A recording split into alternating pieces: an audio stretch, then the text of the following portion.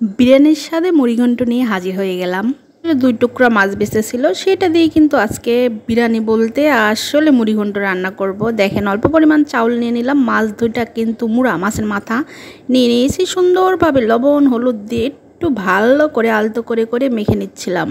কে জানি আমার ছেলেকে বলেছে মুড়া খাইলে বুড়া হয়, সেই জন্য সে মুড়া খাইতে চায় না। তাই আমি টেকনিক করে এটা রান্না করলাম ওকে খাওয়ানোর জন্য। বুড়া কিভাবে আর হবে। আমি কিন্তু তাকে আগে বলিনি এটা কি দিয়ে রান্না করেছি। আমি কিন্তু এই প্রসেসে রান্নাটা করতেছি, আপনারা রান্না করতে পারেন, করে খাওয়াইতে পারেন বাচ্চাদেরকে। আসলে বাচ্চারা তো মাছ খাইতেই চায় না। সামান্য একটু আদা আর রসুন লাগবে, সেটা একটু বেটে বেটে নিচ্ছিলাম। আসলে বাটা মশলাটা দিলে তো সব কিছুতেই আসলে টেস্টটা ভালো হয়, এই জন্য বাটার চেষ্টা করি।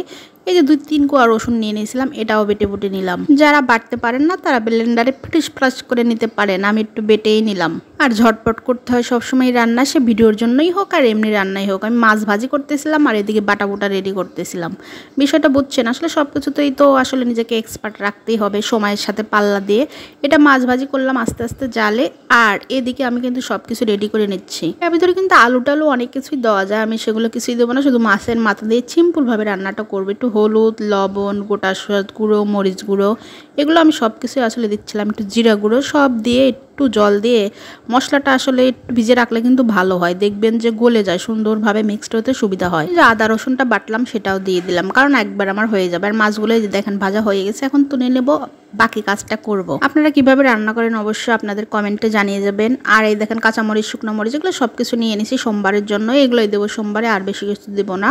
বললাম তো বেশি কিছু দেবো না, এখানে কি কম কিছু দিয়েছি, তেজপাতা দিয়েছি, দারচিনি দিয়েছি, এলাচ দিয়েছি, আর ওই যে মশলাটা যে গোলায় রাখলাম সেটাও অবশ্যই দিয়ে দিলাম। কিন্তু ভালো করে কষাতে হবে, কিন্তু তার মশলার গন্ধ যাতে না থাকে। আর এই যে কাঁচামরিচ দিয়ে দিলাম একটু ঝালের জন্য, আসলে ঝাল হলে একটু ভালোই লাগে। আমার ভিডিওগুলো যদি ভালো লাগে সাবস্ক্রাইব করে পাশে থাকবেন, একটা লাইক দিবেন। আপনাদের কমেন্ট পড়লে কিন্তু আমি মহা খুশি হয়ে যাই, তাই একটা সুন্দর করে কমেন্ট করে যাবেন। কে কোন জেলা থেকে আমার ভিডিওটা দেখছেন অবশ্যই জানালে আমি অনেকটা খুশি হয়ে যাব, কাজের প্রতি আগ্রহটা দ্বিগুণ পরিমাণে আমার বেড়ে যায়। কারণ আমার মনে হয় তখন যে সবাই আমার ভিডিও দেখতেছে, আমার পাশে আছে, হয়তো ভালো হচ্ছে ভিডিওটা, এরকম আমার কাছে নিজের কাছে সান্ত্বনা লাগে। তাই একটু ভিডিও দেখে লাইক কমেন্ট করলে মনটা ফুরফুরে হয়ে যায়। কিন্তু আমার এটা সাধারণ সিম্পল রান্না, তারপরে একটু সময় লাগে। আসলে সুন্দর করে ভাজিভুজি করে নিলে রান্নাটা টেস্ট অনেক গুণেই বেড়ে যায়। কারণ আমি মাঝে মাঝে রান্না করি, অনেকভাবে রান্না করে দেখেছি, কিভাবে রান্না করলে টেস্ট হয় সেটাই আপনাদের সাথে শেয়ার করতেছি।